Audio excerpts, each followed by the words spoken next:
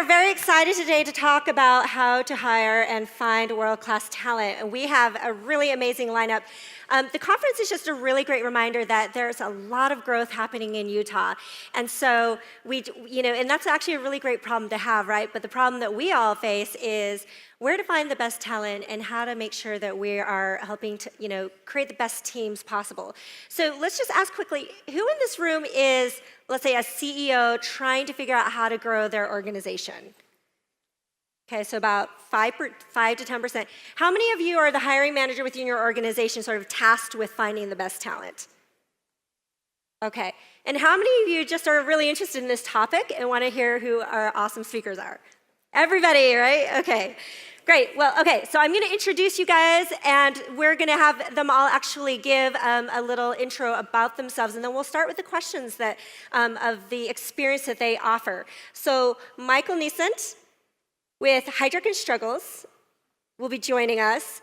Jason Brickley at Inside Sales, the VP of Talent Acceleration. I actually really like that title. Haven't heard that one before. Dan. Oh, Greylock Partners. Your last name is totally blanked. It's right there. It's right. Portillo, of course. I should just look on the screen, right, like everybody else. Thank you. And then Greg Olson, Domo, head of talent acquisition at Domo. So he's seen some really interesting growth in his time as well. So thank you for joining us. I'm going to take a seat here on the end. Actually, let's just go around and do an introduction of each of you. I'll let you introduce yourselves to the audience. Great. Nice to be here from New York today. It was cold in New York, and it's cold and snowy here today, so that's exciting. I'm Michael Nesmith. I'm a partner with Heidrick & Struggles. I'm based in New York City, and I also have an office in San Francisco. And for the last 13, 14 years, I've been doing quite a bit of work recruiting CEOs, board directors, and executive talent into tech companies here in Utah. I've been in search for 20 years, 15 of which with Heidrick, and today I lead our CEO and board practice globally for our tech and media practices. Great. Jason, you're next. So I'm here compliments of Michael Nesmith, who actually recruited me to Inside Sales about 2 years ago. I lead what we call talent acceleration, otherwise known in the industry as HR, but I think of HR, or have for 20 years that I've spent in recruiting, more often associated with human roadblock as opposed to accelerating and being a talent-focused organization.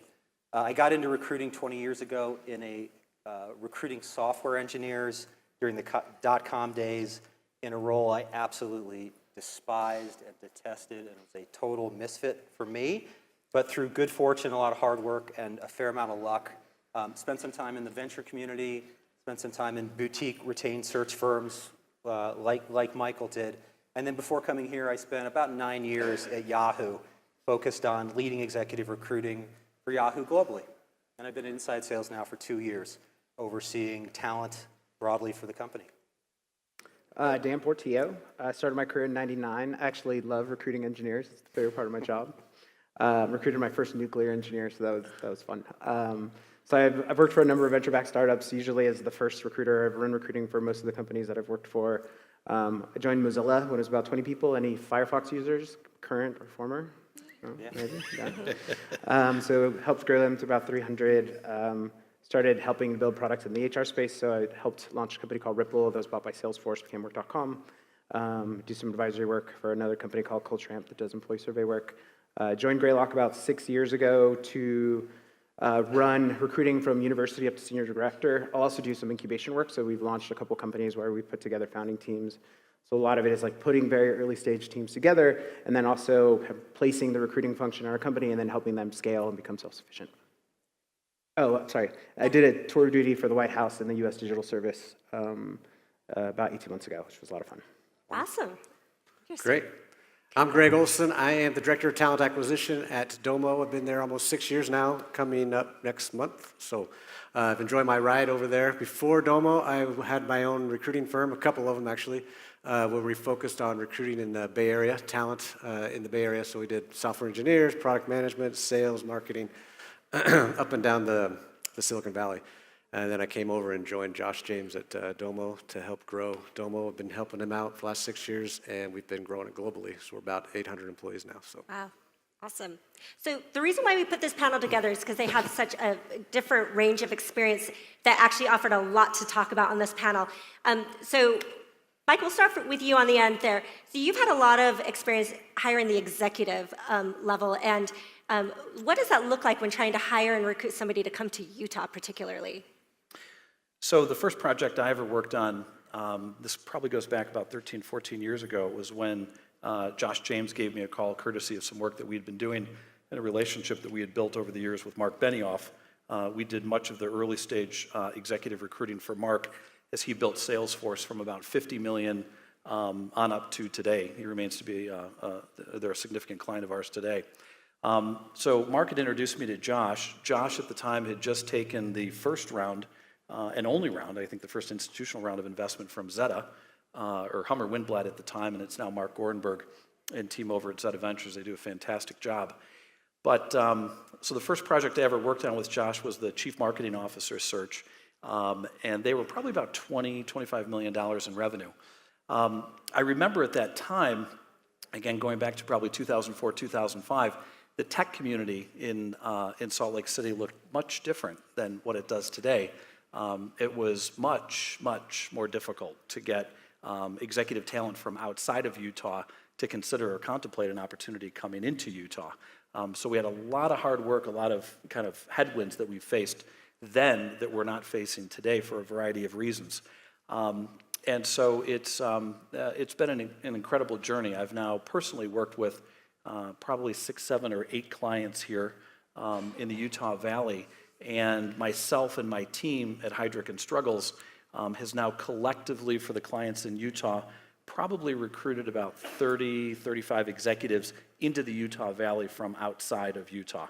And I would say of that, probably 75% of those imports into the area were from the Bay Area.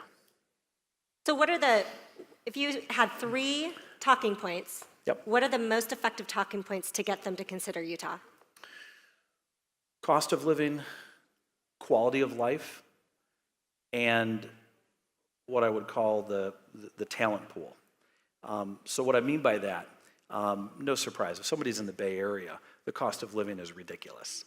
In order to afford a home that's going to be extraordinarily small and very modest, you're talking $1 million, $1.5 million to be in an area that might be considered desirable in the Bay Area. So it's wildly different here from a cost of living perspective. Taxes are lower, right? 5% roughly, as opposed to an upper end of 13, especially when you start to talk about equity gains. But then in addition to that, the cost of private schools in the Bay Area it's outrageous. People are paying $30,000, $35,000, $40,000 a year to put their kids into a private kindergarten, first grade. And you run into having 3, 4, 5 kids, and that gets fairly prohibitive. So cost of living is one. The quality of life here, from an executive perspective, they often don't think about this.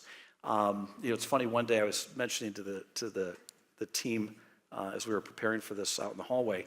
I have a picture on my cell phone that I took one day when I was driving from Park City, where I like to stay frequently in the evening, even though it's like really inconvenient if I've got clients over in Sandy and Provo and whatnot, but I enjoy the area.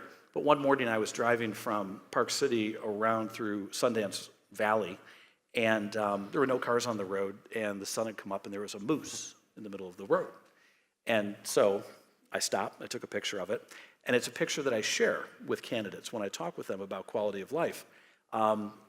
This could be your commute to work, a moose in the middle of the road, as opposed to the Google buses and the Yahoo buses and the Apple buses and the endless sea of red brake lights that you see when you're living in the Bay Area. So quality of life is something that we can key on. And by the way, all of those executives that we've recruited into Utah, it's funny, I always remind them of the conversation that I had with them first, which was they couldn't believe that I was calling about an opportunity in Utah, but then fast forward, they've taken the opportunity and they've been here for a year or 2 years, and now they won't leave. Now they would never consider an opportunity to go back to the Bay Area.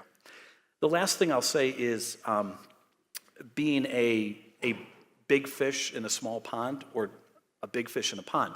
If you're in the Bay Area, the talent pool, the executive talent pool is unlike anything on the planet, across all of the functions, right up through the CEO and the board level.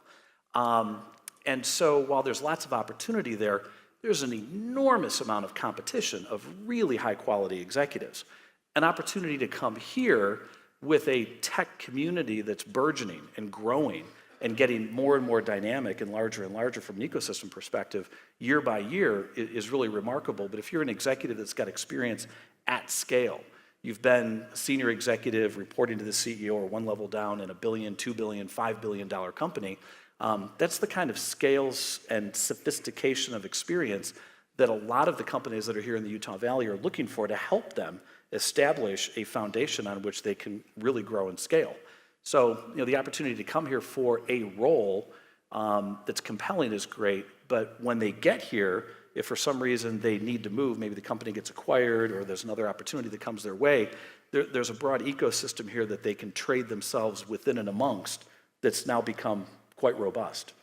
Yeah, we've really grown to a really interesting kind of, point in the whole technology community. I'm going to switch to Greg because, and I know you've done a lot of outside recruiting, but tell us about kind of what's happening on the internal, within the Utah boundaries. How are you recruiting? We've got a lot of competition now that didn't exist, 10 years ago. It's very different. What are you seeing and what's made you guys successful? Well, I think the things I've learned coming from the outside agency, mostly in Silicon Valley, where there was a lot of competition, coming back to Utah, when I first joined Domo, we had some processes set up in place for the interview process. So I talk about the candidate experience. My number one goal for any candidate that walks through the door is they want to work at Domo. Doesn't mean we have to hire every single person that walks through the door, but I do want to make sure that they want to work at Domo.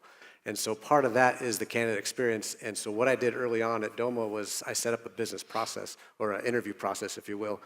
And I was reminded of this process recently. I had a friend whose kid was looking to be a tennis recruit for a university. He was looking at BYU to go to be a recruit for BYU, University of Tennessee, or Alabama. So he had some pretty big names looking at him for a tennis scholarship at one of those colleges, universities. One of the differences when he went to interview at each one of these colleges was the final one that he made a selection with, which was University of Tennessee. When he arrived on campus, the coach had him sit down, he interviewed him and told him exactly what his role was going to be. And his role as a coach wasn't to teach him how to hit an overhand or a topspin. It was more mental and strategy and how are you doing in school, and build him up to be the best tennis player at University of Tennessee. The assistant coach, he was the mean guy. He was the one that was teaching him his forehand, his serve, and helping him out with the coaching aspect of it. And during the interview process, both of these guys explained what their roles were. Then they took him over to housing, and they introduced him to the head of housing and showed him where he's going to be living and what he's going to be doing and how he goes from his housing to each of his classes and how he gets to the practice facilities. And then they took him over to the trainer who helped him with his nutrition and how to eat his meals, walked him into the cafeteria and showed him all this. So the picture I'm trying to paint is they all had a role in the interview process. And he felt very comfortable. If he showed up day one at University of Tennessee, he knew exactly where to go, what to expect, and how everything was going to work. And I try to adopt that at Domo by having our interview panel set up where they all each know what they're trying to ask a specific candidate. Sometimes we ask the same questions to see if they're telling the truth. Sometimes we ask different questions so they get a broad understanding of what what's happening at Domo.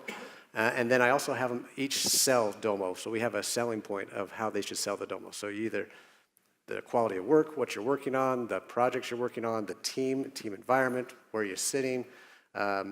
And every single person has a different aspect of what's going to sell them on the opportunity. And you'd be surprised, it's not always money. Everybody, if you ask anybody in the room, they'll all say, I want more money. But deep down inside, everybody wants a hard project to work on. And that's been a big selling point for us. So again, making sure that they want to work at Domo at the end of the day. Number two thing I learned coming on the inside, I totally felt like I was cheating. So on the outside, it's really hard for us recruiters to get to know a hiring manager, what makes them tick, what kind of questions are they asking. They try to keep that all internal. When I was on the inside, I'd walk into an interview and find out exactly what they're asking, so I'd write questions down, find out what they're looking for in a candidate, which made my job as a headhunter or recruiter that much easier to go out and find the exact talent that they're looking for. Also, we call that a business partner. We have a business partner model inside Domo where the recruiters actually sit in with the hiring managers. I got a couple of guys on my team, actually, they get invited to the weekly meetings of our hiring managers. I even have one guy that actually won an award for the team elected to give him the award because he helped the team out so much that month. I think he got what was it, a little My Little Pony award, and he's super proud of it, trust me. And then the third thing is there's no such thing as a 90-day guarantee. When you're on the outside, you're just hoping and praying that your guy makes it to 90 days so you can keep all the money. On the inside, you got to walk up and down the hallways with this guy and make sure he's the #1 hire in the company. And that's your goal every time you hire somebody, is have an all-star come to the company. And so you do a lot more educating to the customer, to the candidate when they come through the door, so they know exactly what they're to get themselves into. That's the last thing I want, is one of my hires to come up to me and say, hey, you promised me this, that, and the other, and it's not happening. I want to make sure they know exactly what's going to happen. And I think those three things have kind of given us an advantage, or a leg up, if you will, to attract top talent. So that's a pretty intense business process during the actual recruiting phase. What would you say if your 90-day success rate? What's your success rate? My success rate? Yeah. I like to The hard brag a questions. lot. Is it 100%? 110%. Oh my gosh. No, Is that possible? is that even possible? No. Did they bring a friend too? They to bring join a friend, Domo? of course. That's part of the requirements. We boast a 47% referral rate where we find most of our candidates. So we do get a lot through our employee referral program at Domo. But no, we have a really high retention rate. In fact, I think it's on par with the national average, around 10% turnover. So Great. we're doing great. So, Jason, you're inside sales. I am. Tell me about your processes. Are they similar, different? You're in Utah Valley. You've got Domo and American Fork. Are you finding you have to do things differently, or what are your strategies? Yeah, I think we have to do things differently. It's interesting. I'll touch a little bit on what Greg said and what Michael said. When I was recruited here to Utah, I loved the idea of the outdoors and the lifestyle and the lower cost of living. And I actually thought, this is going to be a piece of cake to sell to people in the Bay Area. It's really hard still. I think to Michael's point, it is easier once they've spent time, once they, or certainly for those who self-select and see the advantages. Those who don't, it takes quite a bit of time. So what I find to be the case, whether it's going out and recruiting a senior leader or someone earlier in their career, for us it takes much more one-to-one recruiting. It isn't just simply throw out the jobs online and expect great talent to come your way, particularly as the competition is heated up in Salt Lake and Utah Valley. I also think internally, positioning the role of the recruiting organization, the roles and responsibilities of the recruiting organization and that of the hiring leaders, it has to be a really, really tight-knit partnership. I think oftentimes in certain environments you'll find a hiring leader say, okay, I need to go find this person, recruiter, go get me talent. Yeah. And really it's a partnership, it has to be. Much of what we've tried to do at Inside Sales, some of it just starts with fundamental tactics around, and this isn't sexy stuff at all, it's what's the job? What is the role? What's the scope of it? What does this person need to be able to successfully accomplish? Before we go out and we talk to talent, the role of a hiring manager and the recruiter in setting an interview team and a slate, it is about whose responsibility is it at this stage of the interview. It is about being on message around what the compelling value proposition is of the company and the role, what the career opportunities look like above and beyond this role once you're successful. And that's much less of this is the job of a recruiter and this is the job of a hiring manager. It really has to be done in an integrated way. And when I think about recruiting leaders, if they're not telling me first and foremost that they measure their own ability as a leader based upon how successful they are at building a world-class team around or below them, they're probably not a great fit. The other thing I think that that I find particularly important these days, and it's the squishy thing, but I think it's really, really important. It's really understanding what your culture is.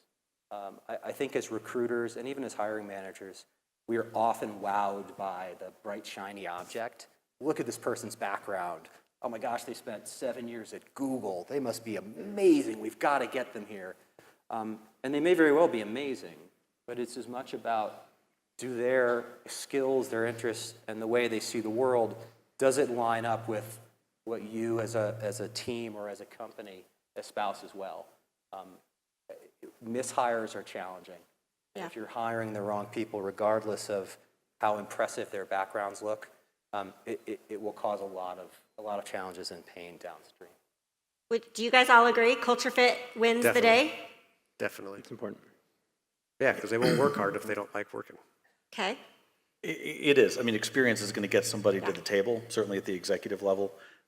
Culture fit is important, but when you're doing CEO search, and to a certain extent, senior executive search that reports directly into the CEO, there come times in an organization's inflection points where, certainly with CEO transition, where you might be looking for somebody who's not a fit with the existing culture. You're looking to change the culture for particular reasons. So culture is always something that's important to assess, but you're not always looking for perfect alignment. Right. So let's switch gears just a little bit, Dan, and have you talk about your experience. So we've all been talking about these really fast-growing companies. We're now, inside sales is what, 1,000 people now, right?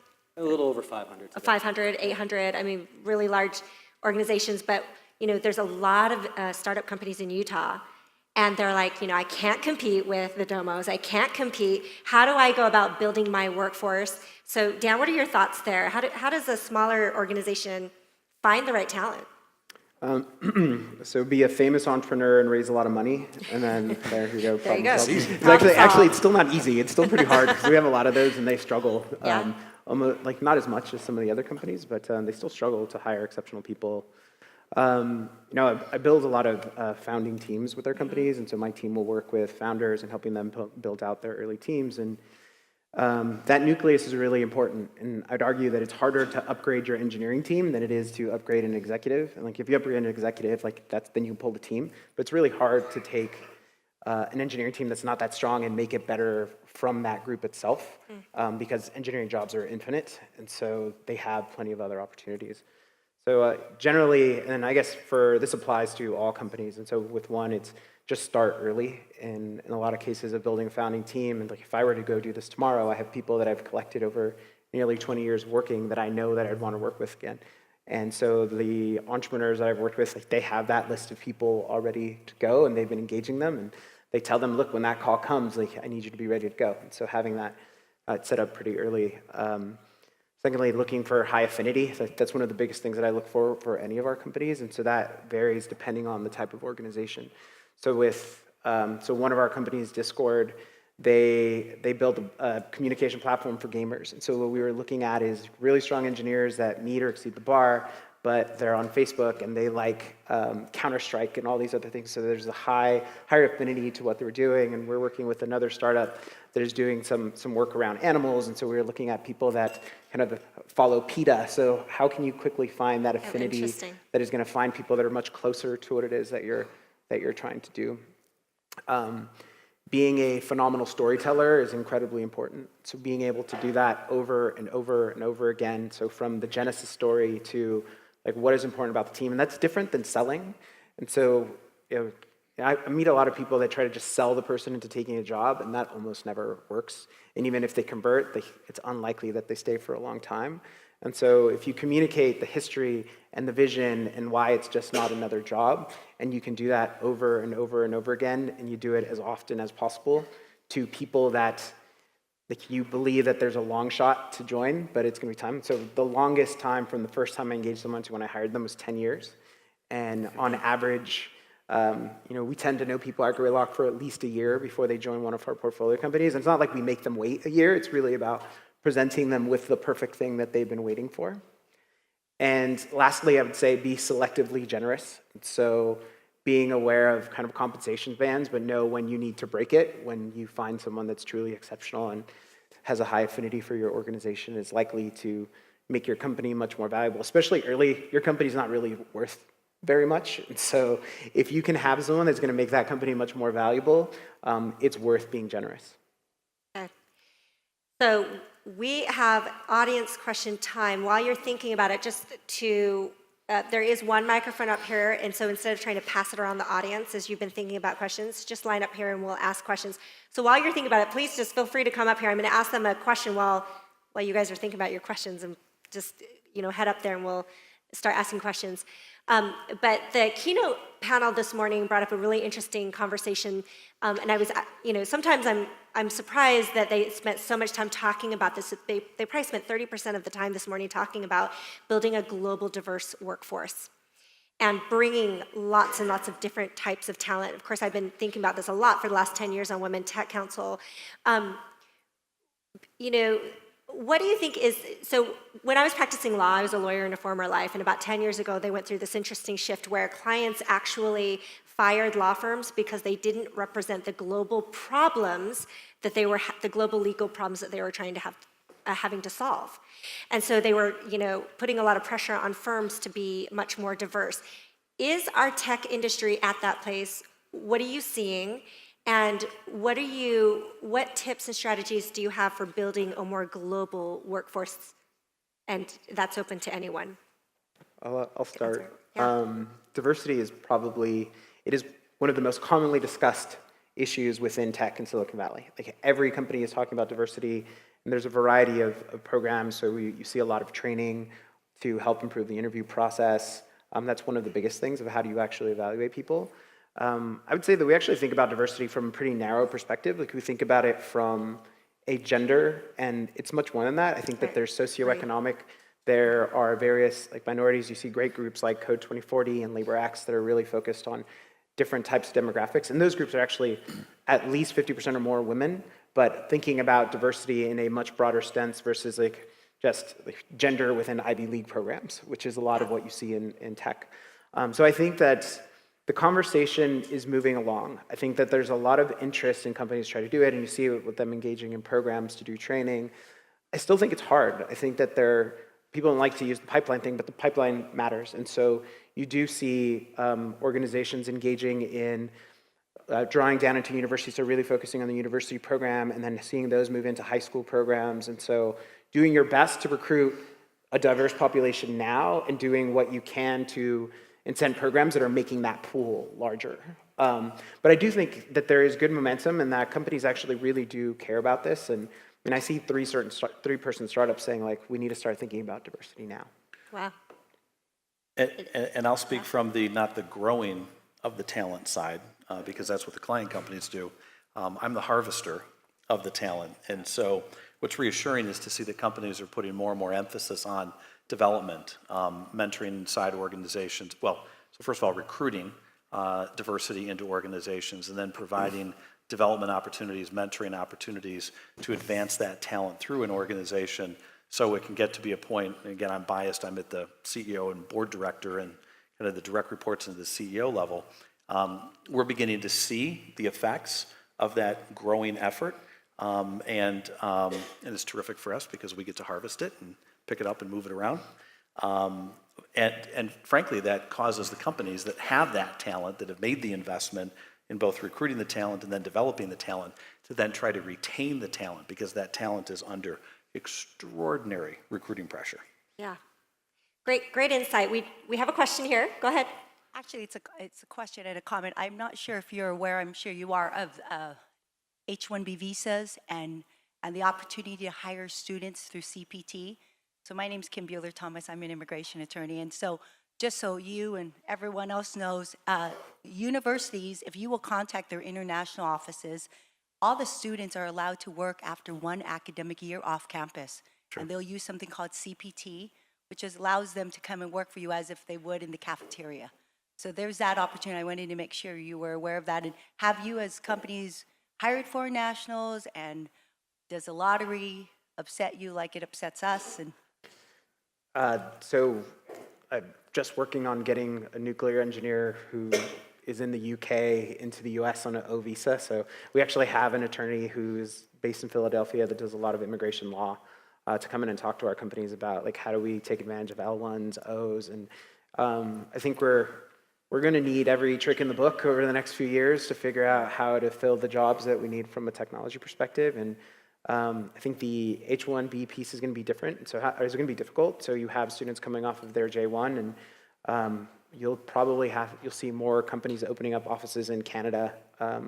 So we've seen that with a number of companies. Like, Mozilla had an office in Toronto, not for this particular reason. We were 60% remote, but you see more Silicon Valley companies looking at Vancouver, Toronto, because Canada's just much more friendly to international talent. That's great. Thank you. So meaning you'd relocate somebody to a Vancouver office, or meaning you would hire out of Vancouver? No, well, so I'll tell you a brief story. So Mozilla, we had an engineer who was in Iran that was working on kind of some security pieces within Firefox. And so imagine trying to explain that to immigration. It was like, yeah, we have an Iranian engineer that does security stuff. They're like, yeah, that's not going to happen. So so we were able to hire him into our Toronto office. And a year later, we were able to kind of get a visa for him, or at least to come visit our HQ in Mountain View. And so that was really a great day for me. But I think it's a lot of effort, but I think it's an important effort. And so hopefully we'll continue to advance. I mean, I think we need as many smart, educated, talented people here as possible. Yeah. Speaking from a legislative perspective, I've become aware in the last 3-4 months about an initiative that's being undertaken by a number of companies here in the Utah Valley to address the challenge of an incredibly competitive talent market, and then to exacerbate that, make it worse, you've got companies that are coming in from outside of the Utah Valley to expand operations here or to put operations here and essentially create more competition for a scarce amount of talent.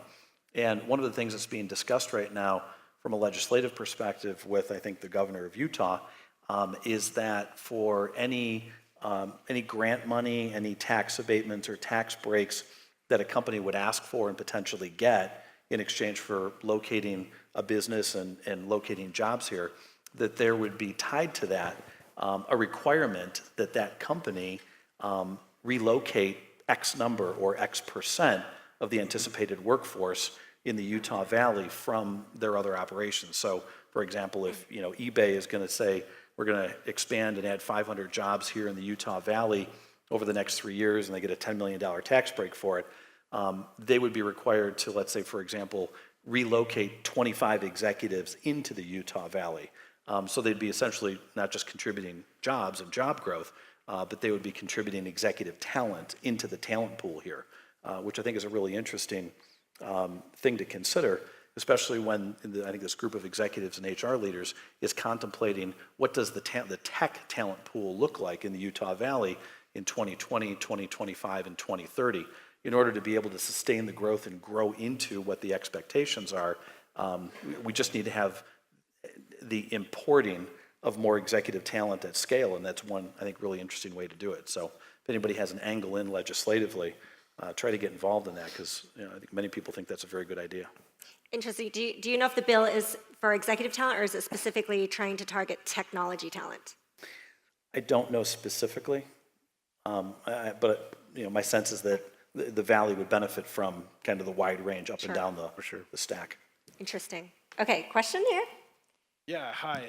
My name is Samuel Norton. I'm a student at BYU. I represent the BYU Tech Club, which is a brand new club that we just formed.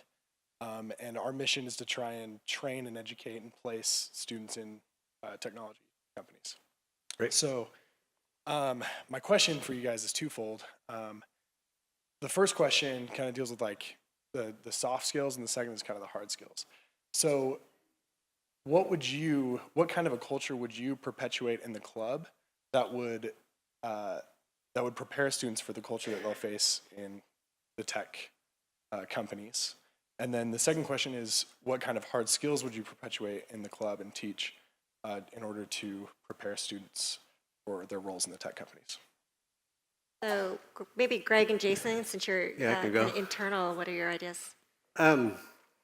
We do a lot of university recruiting, and we go down on campus, and for your club, one thing I've noticed every time I do a university recruiting trip, the students haven't taken the time to investigate the companies. And I know when we do these career fairs that the university publishes who's going to come to the career fair. I think as a club, you guys should investigate who's coming, what do they do, who's on the board, kind of what the technology already is, and do some education that way. Okay. The career fair is set up to do that as well, and so we do spend a lot of time educating people what we do. But if somebody came to our booth and they were super excited about working for Domo, they would come to the head of class almost, above all the other interns that would be interested in an opportunity or other classmates you might have. So I think in a club environment, I think that'd be fun, or at least teach the other students how to do research on each company that's going to be at that technical or where they want to work, you know. And then once you find that company where you want to work at, I do this all the time in recruiting. Who competes with these guys? Who else can I go work for? And then if I know the competitors, I start knowing the landscape, and then I become a more talented or more sought after talent during the interview process, because I know a lot about the space. And that always shows up when I see feedback. This guy or this female knows a lot about our space already. We want to hire this person because they want to be there. And especially in small startup companies, tech companies, I always tell people high energy will always overcome things you might not know. If you have a lot of energy and you want to add something to the team, they're going to want that energy on their team, and they're going to try hard to hire you. So, Thank you. sorry. No, I'd agree with all of what Greg just shared, but I'd say a couple of other things. I think it depends on the nature of the club. So inside sales has had a tremendous amount of success in getting what I would deem to be raw talent that's excited, ambitious, eager to learn and get hands-on experience. More recently, we've doubled down on our investment in our relationships with Utah universities. We think it's the future of our talent pool. And we don't look at it just simply through the lens of we're going to go to a job fair, a career fair. It is much more of establishing a deeper relationship with clubs, with universities, with faculty, with the academics themselves. And we've started to pull people in literally within the last 3 weeks, part-time, to get a feel for what is it like to work in this environment, not just to hear about it from a career fair. Specifically, though, if we think about clubs, we certainly have been bringing in quite a few people who have deeper technical backgrounds. It's a computer science focus. I think those kinds of skills are easily shown, and perhaps it's less about the broader communication and raw intellect kinds of approach. I do agree with Greg, though, as much knowledge as you can possibly have in asking smart questions and spending time to get to know the business, the more likely you are to make a good fit and a connection. If I may. And Dan, yeah, go ahead. So computer science education is insufficient. And so we see that across, like with the exception of universities.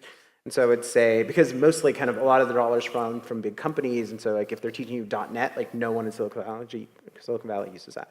So the most important thing is just go build things. And so building projects together, exploring new technologies, contributing to open source, like those things will make you much more valuable. And so then companies look for you versus kind of trying to pitch yourself at career fairs. And I would say explore kind of the modern tech stack. So looking at containers, looking at modern web languages, looking at how people are applying machine learning. And so those are the things that make a material difference, because like that's where things are evolving. And so the more you're out building, the more that group is going to be valuable to the people that are participating in it. Great, thank you for your question. We are out of time, and it looks like there's a couple more questions, but we need to keep the larger group on track for the next sessions. But if you guys can hang around, if they've got some questions for you, let's maybe do that if that's okay. Sure. So thank you everybody for attending this session. We appreciate your involvement.